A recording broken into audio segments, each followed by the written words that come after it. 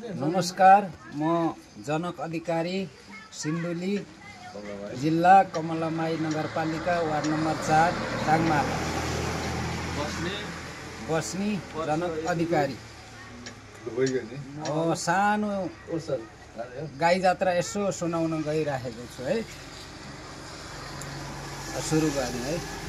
विश्वमा महाप्रलय हुन्छ रे, पृथ्वी डुब्छ रे, ज्वालामुखी फुट्छ रे, सबैको घरबास उड्छ रे, 90 सालको भैँचालो फेरि आउँछ रे, अँध्यारोमा पनि सुतेको खाट हल्लाउँछ रे, वनको बाघले नखाए पनि मनको बाघले खान्छ रे, यो कलीमा जनता कस्ता जन्म्या छन् रे, एउटाले केही अलिकति हल्ला फिजायो भने सबको सातो जान्छ रे, साँडे उत्तानो गाई घोप्टो हात्ती आयो फुस्सा, नेपालमा भैँचालो आउँछ रे भनेर हल्ला गर्थे, भैँचालो आउन त आयो तर दुई किसिमको आयो।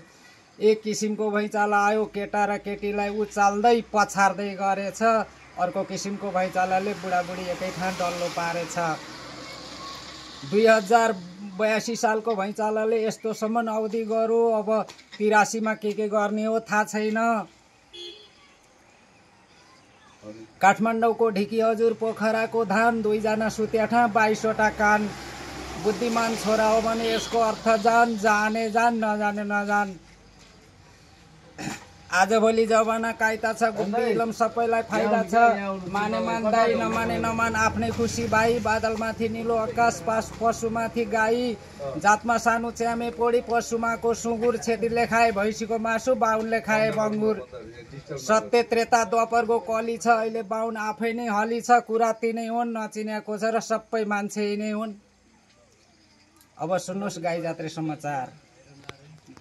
घरबारबाट दरबार पुग्यो दाढुङ्गाको साँचो, सरकारी वकिल बहालवाला सबलाई पर्या साँचो, यो आयोग र त्यो आयोग भन्दै डाको काटो दिनले, जनताको आँखा धुलो पर्यो, के गर्न आँट्या यिनले, त्यो ड्राइभरलाई नुन खोर्सानी कागती दल्नु पर्ने, सत्य कुरा नबोलेसम्म जिउमा मोल्नु पर्ने, सरकार उसै मग्न मस्ती, ड्राइभर उसै शान्ति, यो नेपालमा कम्युनिस्टको चले क्रान्ति।